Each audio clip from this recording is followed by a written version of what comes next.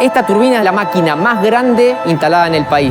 Cuando ese átomo se rompe, libera energía. Hay calor, entonces ese calor hay que extraerlo porque si no el combustible se funde, se rompe y libera radiación. Competimos en el buen sentido con las plantas a nivel internacional. La UNO es la decana de todas las centrales nucleares al sur del Río Grande.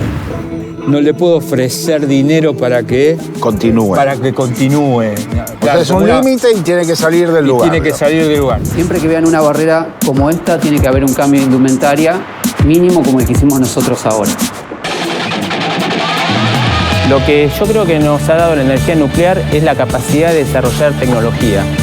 Hoy el Instituto Balseiro es un instituto de referencia mundial, es conocimiento nuestro, es capacidad nuestra como país. Es una fuente energética muy importante por los desafíos que plantea el cambio climático, ¿no? Siempre quise trabajar en Atucha, o sea que yo estoy trabajando en mi sueño.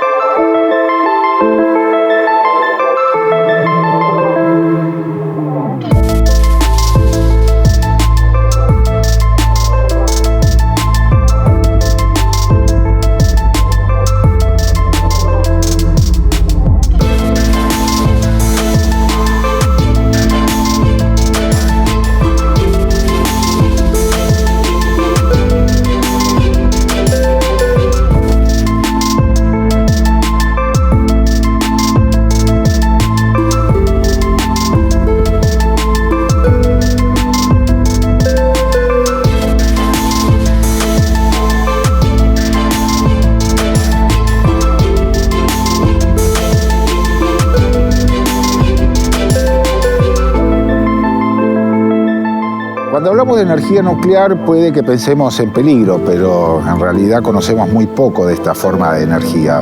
Nuestro país tiene un sólido desarrollo en energía nuclear de manera limpia y responsable. Vamos a conocer el camino recorrido y a tratar de entender de qué se trata el plan nuclear de la Argentina.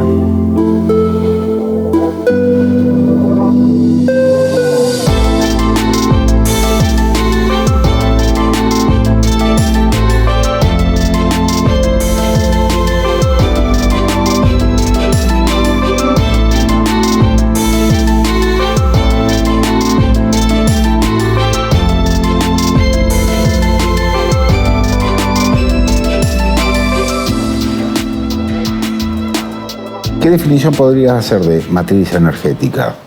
Y es, digamos, la elección o digamos, cómo se componen las fuentes energéticas de cada país. Y depende mucho de sus capacidades tecnológicas, de sus recursos. Nosotros tendríamos que tener un parque de 25% nuclear, 25% renovable, enmarcando solar, eólica, 25% hidráulica y 25% fósiles. De cierta forma, para que si en algún momento algún parque de esos 25 está en declive, los otros lo abastezcan. La energía nuclear es la energía de la fisión. Es la energía que sacamos al romper átomos. Nosotros usamos uno que se llama uranio 235, que es el isótopo físil del uranio. Cuando ese átomo se rompe, libera energía. Esa energía calienta el agua que está adentro del reactor y con esa agua caliente nosotros generamos vapor que hace girar la turbina.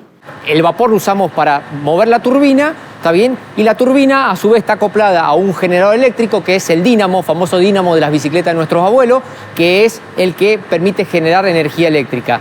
Esta turbina es de 745 megavatios, es la máquina más grande instalada en el país. Por sí sola genera 745 megavatios.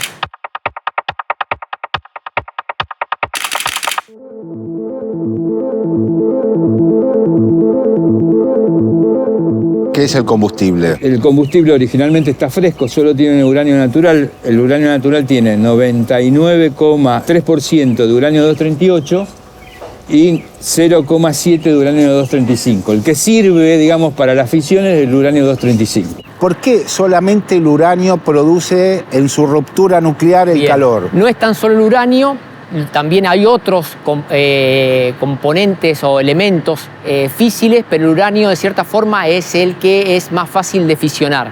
Está el plutonio, ¿está bien? Pero el plutonio no está en abundancia natural, con lo cual lo tendríamos que generar dentro de un reactor. El uranio, en la corteza terrestre, hay en ciertos lugares, está bien, mayor cantidad de uranio, con lo cual es un mineral fácilmente extraíble. Y el uranio del 235 es el que más propenso a fisionarse. Imagínate que el 235 es un átomo muy cargado, muy pesado. Cuando algo es más pesado, es más inestable, tiene por sí solo la capacidad de partirse.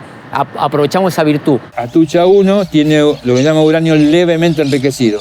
Yo te conté que el uranio natural tiene 0,7% de uranio 235. Esto está enriquecido levemente con 0,85 de uranio 235 y eso hace que usemos 40% menos de combustible en todo el proceso. Bueno, entonces hay economía, menos impacto ambiental, etc. Para ponerlo en magnitud, cuando era de uranio natural usábamos 400 combustibles por año. Y ahora usamos 220, 200. Ah, casi la mitad. Casi la mitad. ¿Qué es el almacenamiento en seco? ¿De qué se trata? Sí, los elementos combustibles cuando, digamos, ingresan en el reactor, hacen su ciclo dentro del reactor y después, posteriormente, terminan depositados en las piletas de decaimiento bajo el agua. ¿Por qué hay que poner una pileta de combustible húmeda?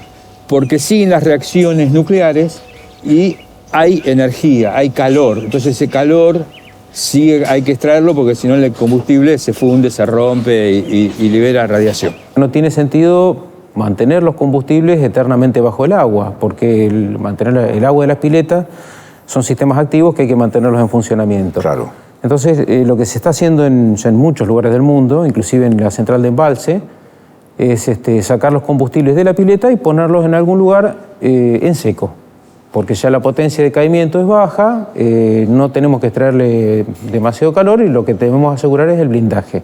¿Qué profundidad tiene este pozo donde van a ir los combustibles? El edificio tiene del nivel del suelo 11 metros para abajo. 11 metros. 11 metros para abajo. En el medio de ese edificio que llega hasta los niveles menos 11 metros, hay todo un pasillo alrededor y se levanta una especie de torre que tiene unas paredes de 1 metro de espesor de hormigón para el blindaje y adentro, dentro de esa torre, hay 316 cartuchos que van a ser los que van a recibir los... Ah, perfecto, el combustible. Correcto.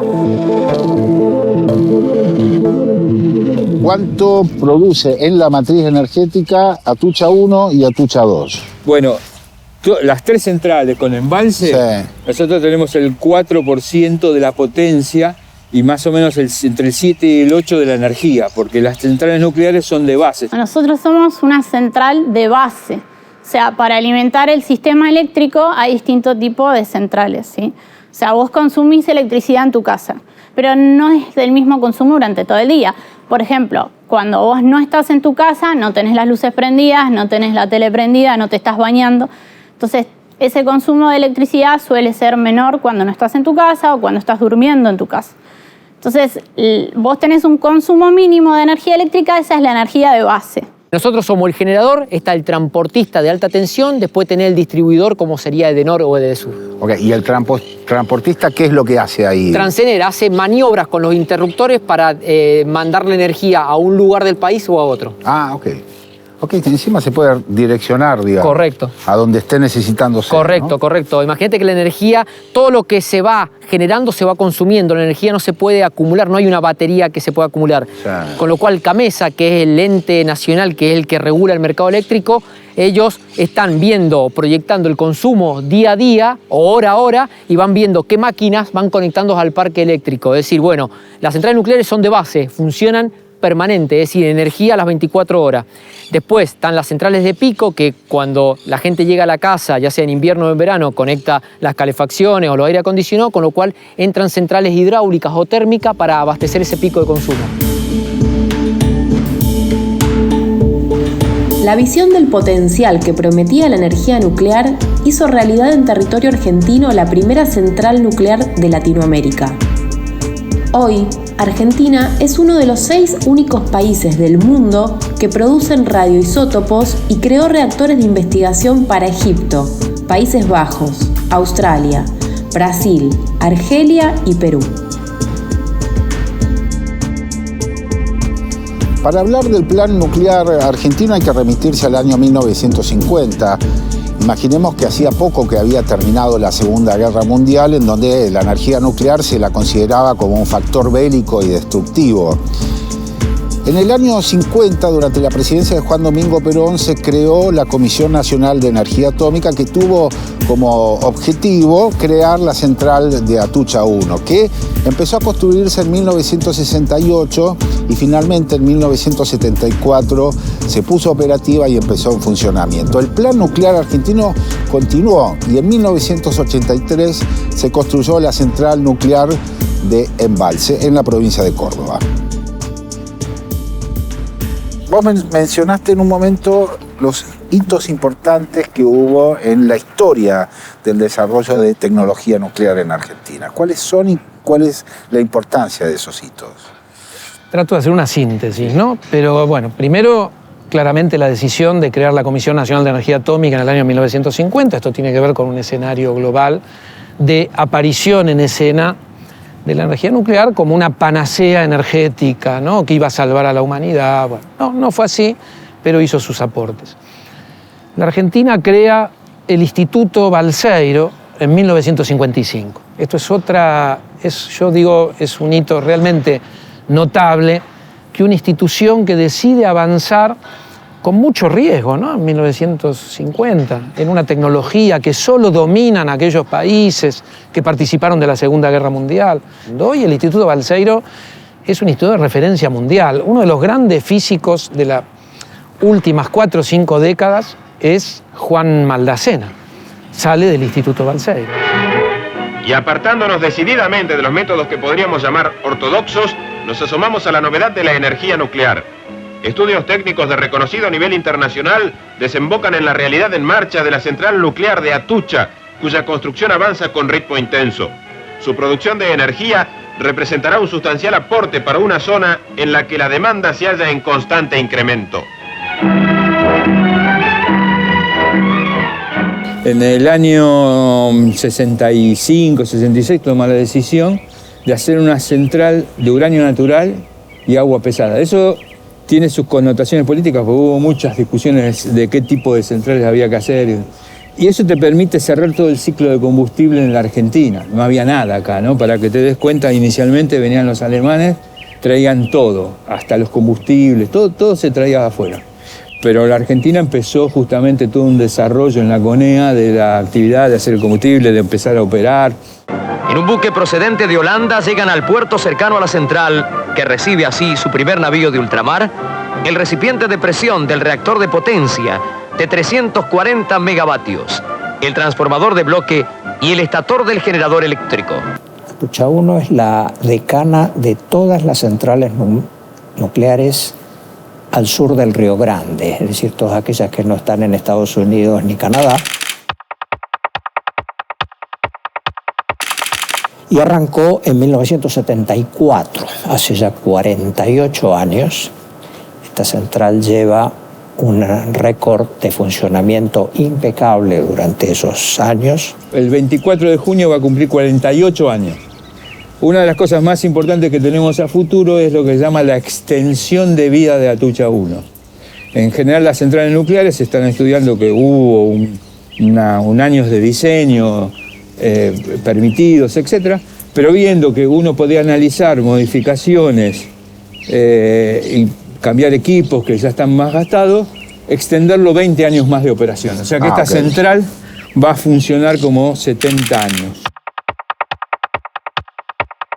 La 2 es una central que se comenzó en los años 80, tuvo una gestión complicadísima derivada de sucesivas crisis financieras nuestras y estuvo paralizado durante más de 14 años.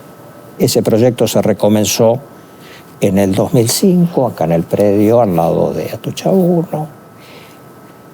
Y en ese proyecto había desaparecido el diseñador y proveedor original, que se había retirado del negocio nuclear en el año 2000. ¿Quién era? Una división de Siemens llamada KBU por sus iniciales, que era la parte nuclear de Siemens de Alemania. Las primeras cosas que hicimos fue recuperar la propiedad intelectual del diseño de parte de Siemens para que Nucleoeléctrica Argentina asumiera el rol de diseñador de la central y arquitecto ingeniero, porque si no era imposible continuar con la documentación de la central. Seguimos nosotros solos adelante, como hicimos allá en el 88 para reparar Atucha 1. Y bueno, 9 años después y 44 millones de horas de trabajo nacional, tuvimos la suerte de terminar la central. Estamos en Fundar, que es un centro de investigación y diseño de políticas públicas, y vamos a conversar con Ana Julia Neyses, que es una ambientalista, y vamos a ver los perjuicios y los beneficios, sobre todo, de la energía nuclear.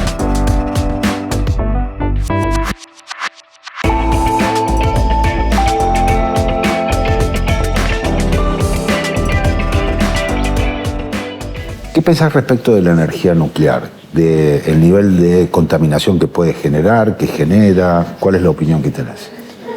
Yo creo que la energía nuclear es una fuente energética muy importante por los desafíos que plantea el cambio climático, ¿no?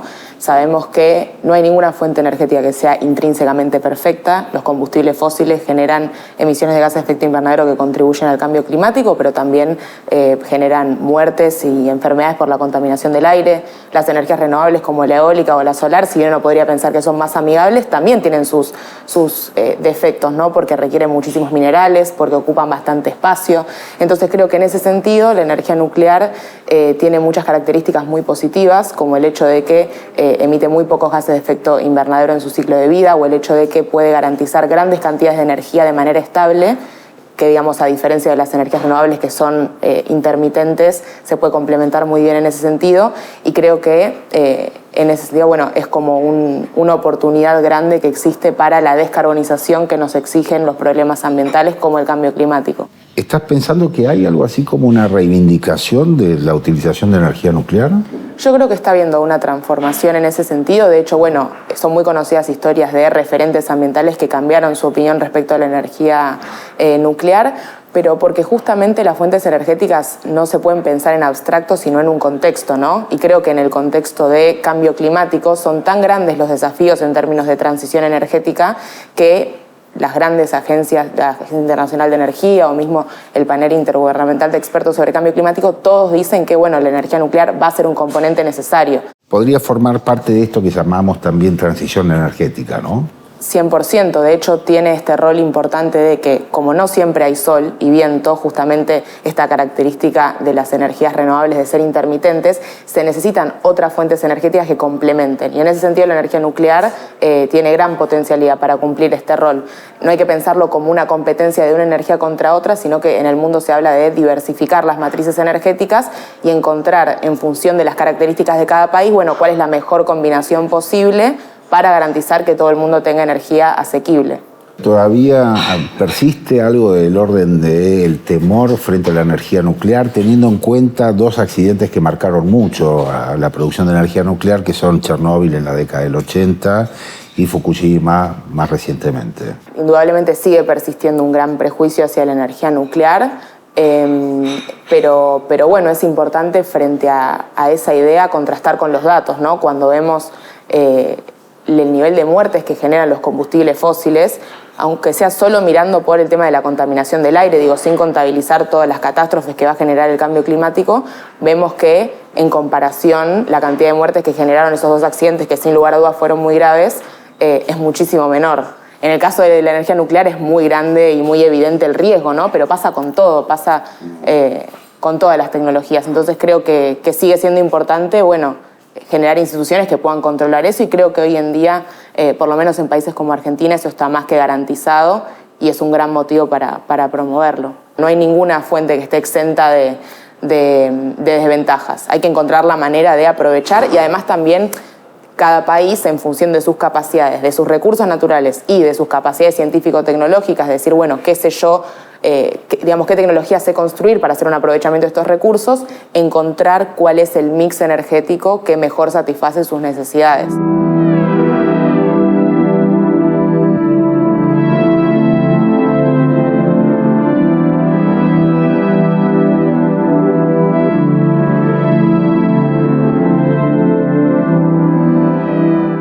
El complejo nuclear de Atucha queda a unos 100 kilómetros de la ciudad de Buenos Aires, sobre la margen derecha del río Paraná, en la localidad de Lima, en la provincia de Buenos Aires. En este complejo nuclear funcionan las centrales de Atucha 1, que produce alrededor de 340 megavatios, y Atucha 2, que produce el doble, 745 megavatios.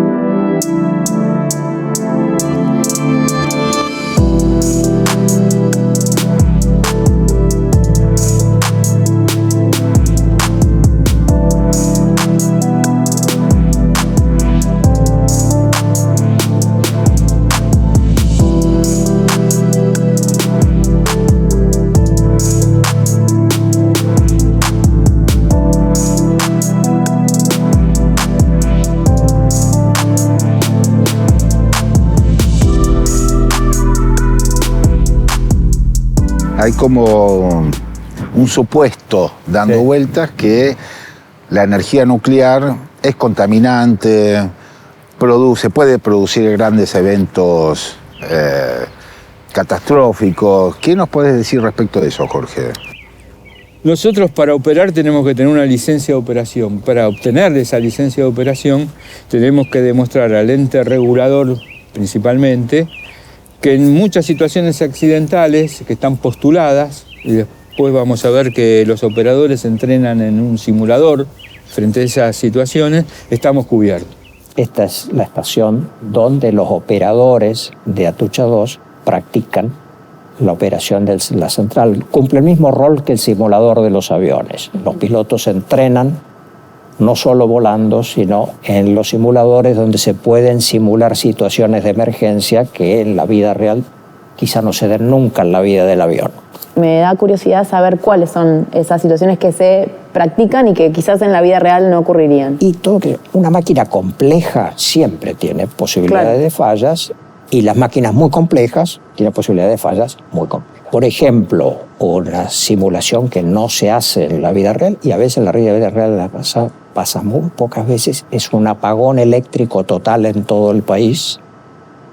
¿Cómo se administra la central en ese momento para poder detenerla y ahí mantenerla en estado de funcionamiento sobre su consumo propio de energía, de manera tal que cuando la red se restablezca, Atucha 2 pueda liderar el restablecimiento eléctrico? Todo lo que vos ves acá en materia de seguridad está cuatruplicado, es decir, por 4. Si hay una bomba que cumple una función de seguridad, tenemos 4 de esas bombas. Si hay un intercambiador de calor que cumple una función, ahí tenemos 4 de esos intercambiadores de calor. ¿Qué es emisión? Emisión. Bueno, por ejemplo, el agua pesada tiene tritio. El tritio se va por humedad, se vaporiza. Bueno, llega un momento que va a una chimenea, entonces eso sale de lo que es la zona controlada o el edificio del reactor. Entonces ahí uno dice emitió algo radiológico, digamos. En el día a día, obviamente, hay algo que siempre se emite, porque las emisiones porque hay un poco de descarga de agua, etc. En general, digamos, los límites los impone la autoridad regulatoria y en general estamos alrededor de menos del 10% del límite permitido, eso es anualmente, o sea, en nuestras emisiones. ¿Qué significa el riesgo radiológico? Obviamente un elemento combustible, al haber estado formado, digamos, haber participado de la reacción nuclear, se vuelve un elemento radioactivo, se emite radiación. Efectos sobre alta dosis de radiación afecta al cuerpo humano. Entonces nosotros tenemos un límite que hay para el público de un milisievert y también límites para los operadores, que son diferentes, son un poco mayores. Dosis disponible significa que hay hasta determinado nivel de radiación que uno puede absorber. Exactamente. Bueno, eso los organismos internacionales te fijan un valor de referencia. Nosotros acá dentro de lo que llamamos ALARA, que es la protección de las personas, se fijan límites un poco por debajo. Y siempre se busca optimizar las prácticas para disminuir las dosis, no solamente de una persona, sino las dosis colectivas, que se llama del grupo de intervención. Claro. Si estuviera trabajando todo el año y alcanzara el límite previsto de estos 20 milisievert que te digo de dosis por radiación, estaría recibiendo aproximadamente la mitad de una tomografía computada. Si hay alguien que llegó a su límite operativo en el año, lo tengo que sacar de la zona controlada y dar otro trabajo, no tiene que tener un trabajo radiológico. No le puedo ofrecer dinero para que continúe. O sea, es un límite y tiene que salir del lugar. Tiene que salir del lugar. Si no lo hago, puedo estar penalizado.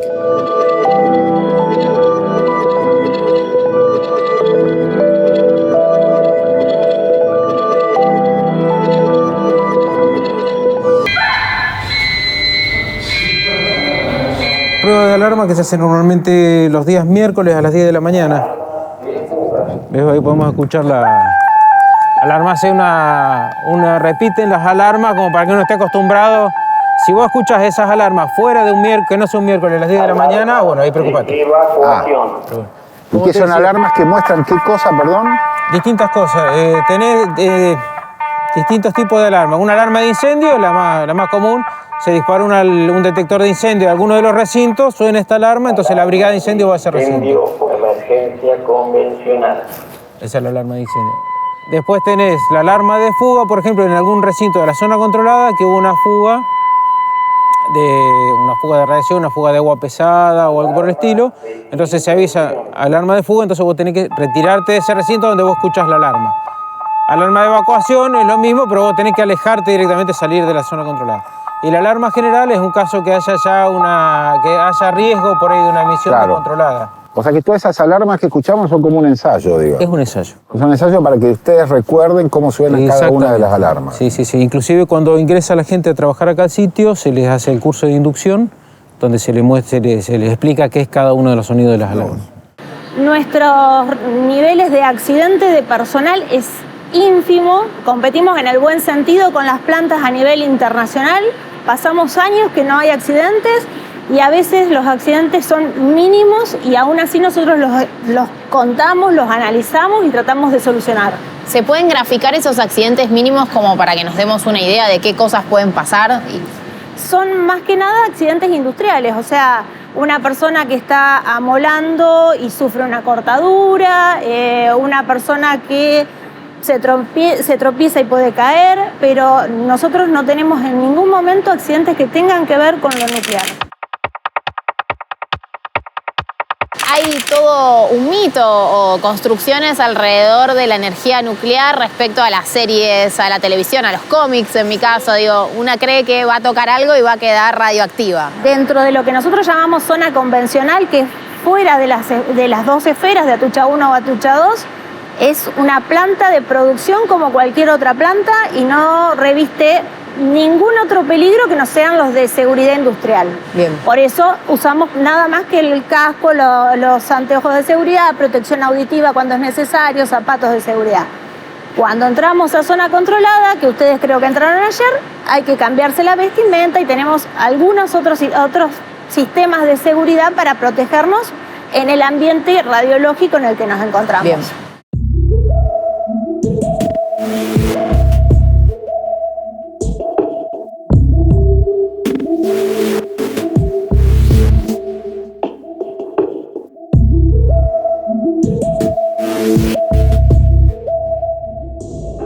Ahora estamos previo al ingreso a la zona controlada propiamente dicha, en el vestuario caliente que denominamos nosotros, donde vamos a tener que hacer un cambio de indumentaria.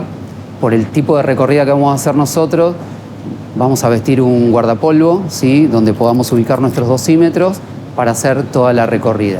Los dosímetros son para registrar nuestras dosis, ¿sí? Tenemos un electrónico, ¿sí?, y uno pasivo, que van siempre juntos, ¿sí?, se complementan para con uno poder estar visualizando permanentemente la dosis que vamos recibiendo y además setearles alarmas que nos sirvan de herramienta para la zona en la que trabaje y me vayan diciendo si puedo permanecer o no. Y este otro que es de lectura indirecta, ¿sí?, el pasivo, que lo hacemos lectura una vez al mes. En esta zona nosotros, como te decía, nos vamos a cambiar con un guardapolvo, pero las personas que realizan tareas de mantenimiento llevan otro tipo de indumentaria donde se tienen que cambiar totalmente su ropa y se protegen con mamelucos, ¿sí?, que también tienen bolsillos que permiten ubicar sus dosímetros, protegen sus zapatos de trabajo, usan guantes de algodón, protegen sus cascos. Ahora vamos a traspasar la primera barrera de cubrezapatos para acceder a la zona controlada donde está el personal trabajando en la intervención del reactor para esta parada, ¿sí? Siempre que vean una barrera como esta, tiene que haber un cambio de indumentaria mínimo como el que hicimos nosotros ahora, ¿sí? Así que ahora síganme. Acá estamos en el nivel 0 metros del edificio de piletas, donde se almacenan los elementos combustibles gastados y donde se recepcionan los elementos combustibles nuevos.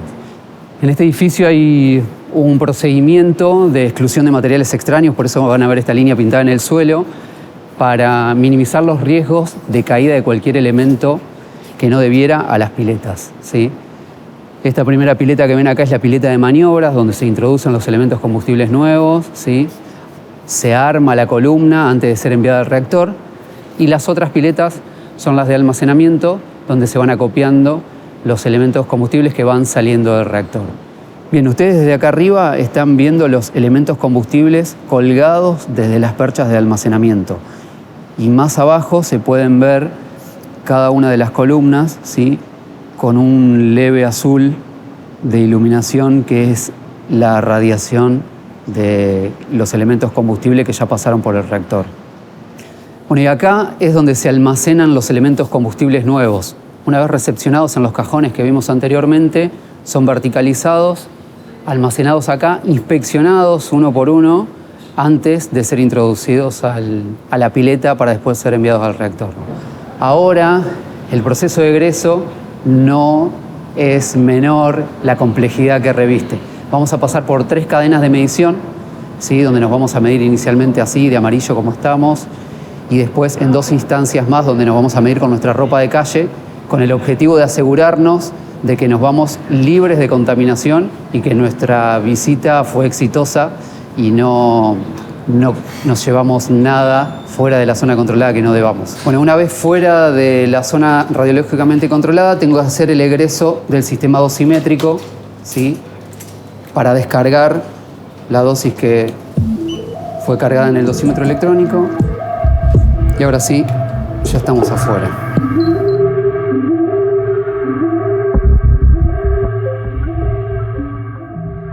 ¿Qué pensás respecto de todo ese mundo de los temores que hay con la energía nuclear? Bueno, yo creo que el temor nace del desconocimiento. Mientras más difundamos de qué se trata la energía nuclear y de que somos una fuente, otra fuente más alternativa de la generación energética, también como lo es de cierta forma las energías renovables o las energías fósiles que tendrían que ir desapareciendo porque tenemos que cuidar lo que es nuestra tierra, yo creo que la gente va a perder el temor. Es cierto, hubieron 2 accidentes que nos han marcado la industria nuclear, que es el accidente de Chernobyl y el accidente de Fukushima, pero están muy distantes a lo que de cierta forma maneja el estándar de energía nuclear. Chernobyl fue en el año 86, durante de cierta forma, una dictadura donde no había opiniones, cuestionamiento, ¿está bien? El conocimiento no era tan amplio como hasta ahora.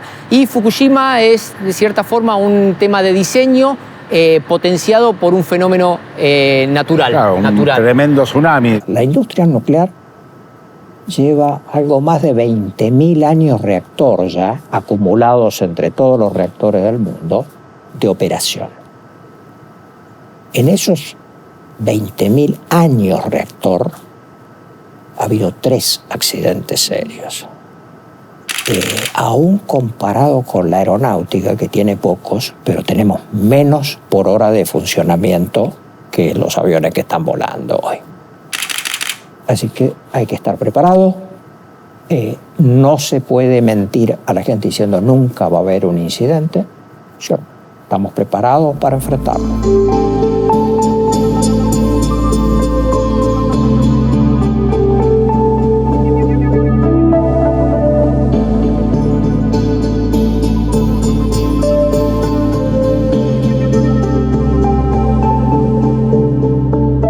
El Plan Nuclear Argentino trazó un camino de investigación y desarrollo para contar con profesionales y científicos formados.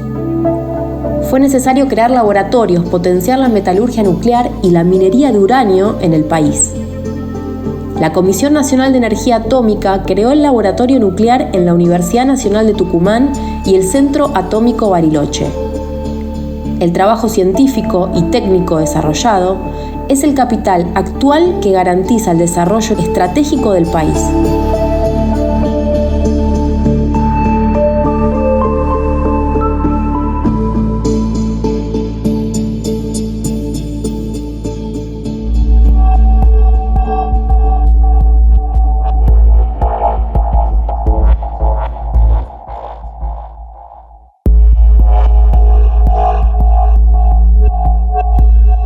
Estamos llegando a Conuar, Combustibles Nucleares Argentinos, para ver cómo se producen justamente las barras de combustibles que alimentan a todas las centrales nucleares que funcionan en la República Argentina.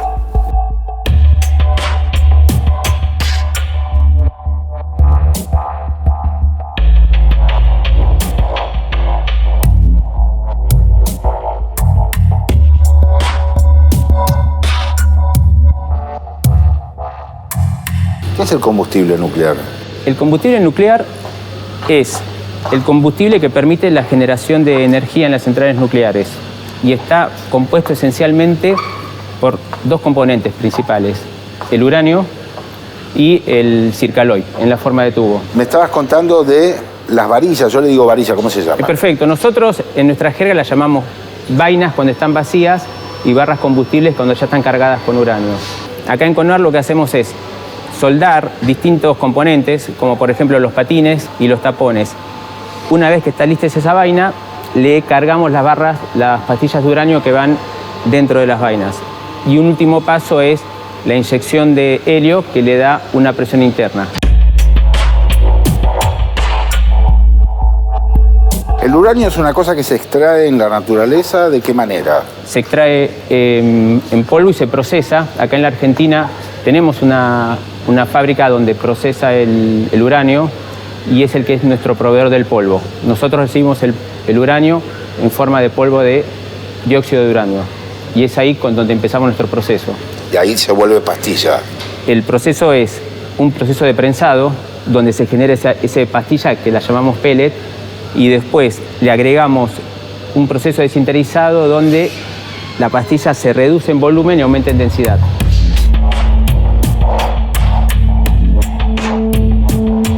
¿Qué estamos viendo ahí, David? Acá lo que tenemos son los combustibles de Atucha 1 y Atucha 2, que cuando están terminados tienen esta configuración.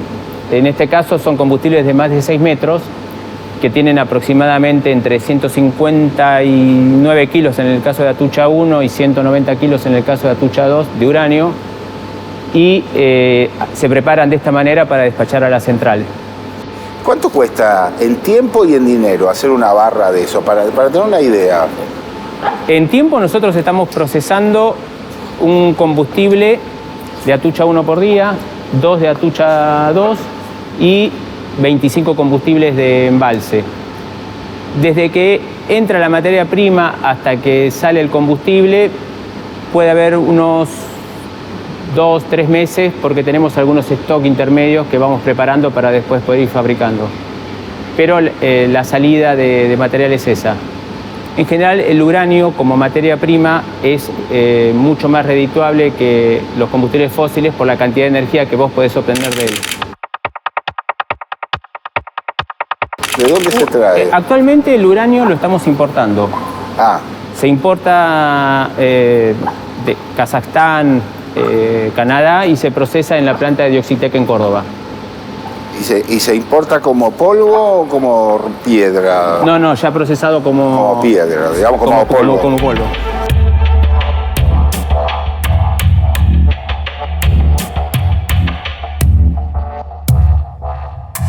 ¿Cuál te parece que es la importancia, David, de el aporte que hace la energía nuclear en relación a lo que conocemos como soberanía energética? Lo que yo creo que nos ha dado la energía nuclear es la capacidad de desarrollar tecnología. El producto nuclear es un producto muy demandante. Tiene especificaciones que hace que uno tenga que trabajar con la máxima capacidad de cada equipamiento que tenemos disponible. Eso lleva a conocer y aprender cosas que no solamente quedan dentro de la fábrica, sino que también afecta a aquellos que trabajan con nosotros, nuestros proveedores, aquellos que nos dan insumos, con lo cual a través de esa incorporación de tecnología se genera todo un círculo alrededor nuestro donde cada uno de ellos empiezan a subir su nivel de producción. ¿Y estamos bien en Argentina al respecto? El nivel técnico en la Argentina, cuando hemos trabajado con los proveedores, es muy bueno. Uno encuentra, hay un gran potencial de gente y también hay mucha gente que tiene interés. Algo que también hemos encontrado es que se interesan en trabajar con nosotros. Así como te lo había comentado mientras que estamos caminando, a nosotros nos gusta trabajar en la fabricación de combustibles, compartimos ese punto y eso los moviliza a hacer cosas, generar inversiones, incorporar gente, generar conocimiento. Todos los que venimos a trabajar acá, venimos porque nos gusta. Elegimos trabajar en el rubro nuclear. Es algo que después, cuando lo descubrís, te apasionás porque son desafíos permanentes en los cuales tenés que estar atento a los detalles, tenés que empezar a descubrir cosas nuevas permanentemente y encontrás otras personas que también están en esa misma sintonía y todos siempre hablando de cosas muy profundas, muy complejas. No hay conversaciones simples, siempre son todas cosas difíciles. Y para los que nos dedicamos a esto, ese tipo de desafíos son los que nos gustan.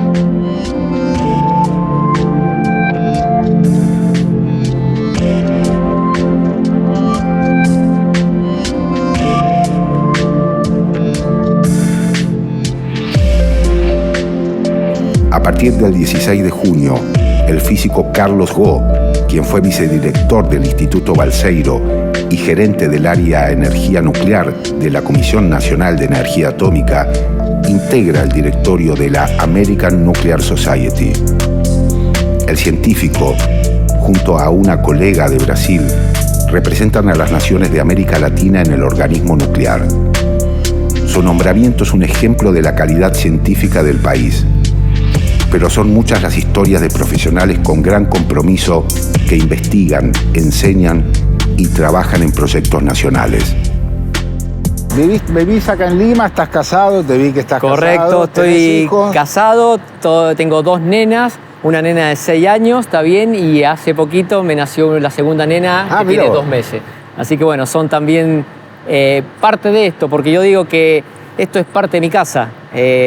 Yo haciendo un balance debo estar más cantidad de horas en la planta que en mi casa, pero bueno, todo esto se logra con el apoyo de la familia. La familia es parte de del trabajo y el trabajo es parte de mi familia. Yo estudié ingeniería química, me recibí en el 2012 y empecé a trabajar acá en ingeniería.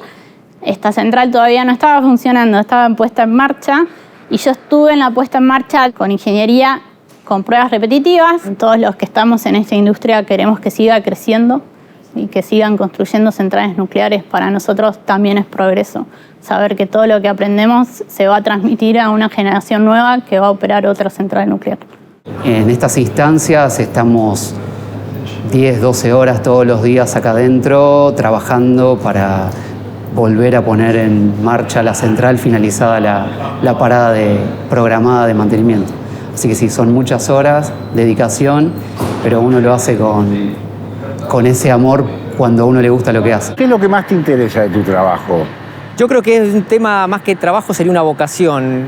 Si vos me preguntás, desde que tengo noción y que iba a la primaria, siempre me llamó la atención la energía nuclear. Cuando se reactivó el proceso, la finalización del proyecto de Atucha 2, quise estar en primera línea y bueno, y fui convocado. ¿Y te viniste? Y me vine, me acuerdo, me vine en micro, presenté el currículum, me pasé un par de entrevistas muy arduas y bueno, entré, me especialicé, tuve la posibilidad de estar en el diseño de Atucha 2, en la puesta en marcha, participar en proyectos majestuosos como fue la construcción del simulador de Atucha 2. El simulador se hizo en España con participación de ingenieros argentinos, así que tuve la, llamémosle, gloriosa, está bien, oportunidad de participar, me permitió aprender aún más de Atucha 2 y bueno, todo ese conocimiento venir y volcarlo acá. Casi te quedás en España, ¿no? Y bueno, siempre el argentino es muy valorado en el exterior y siempre hay propuestas, pero bueno, yo tenía una meta que era poner en marcha Atucha 2 y me vine.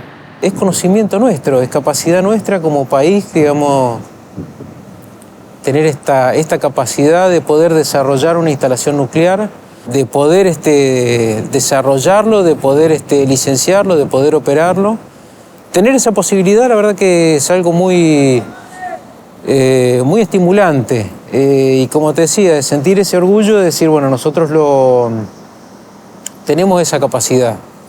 Que no necesitamos comprar los espejitos de colores que muchas veces te quieren vender. Lo podemos hacer nosotros también. Es un placer, un honor, una responsabilidad. Yo siempre quise trabajar en Atucha, o sea que yo estoy trabajando en mi sueño, de alguna manera. Y la verdad que saber que mi sueño crece y crece para todo el país, que Atucha 3 es algo que está ahí a las puertas, que Atucha 2 es algo que está produciendo, que Atucha 1, que tiene ya 40 años, va a tener por lo menos otros 20, 30 años de vida, es importantísimo. Lo contás y te emocionás. Sí, porque como te digo, es parte de siempre haber querido trabajar en Atucha y sentirme orgullosa de estar acá.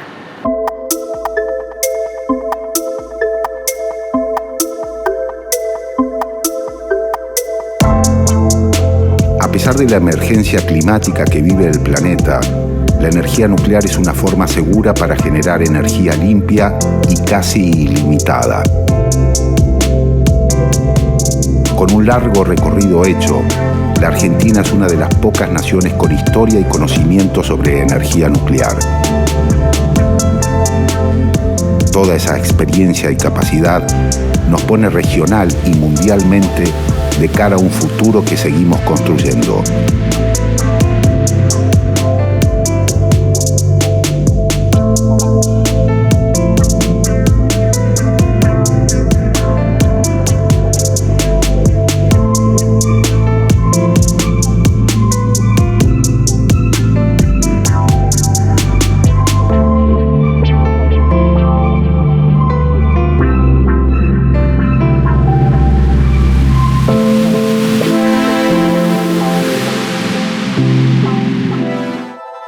Hemos crecido en población y hemos crecido en trabajo, hay más trabajo para la gente. Lo que nos caracteriza a nosotros es que usamos agua pesada y uranio natural.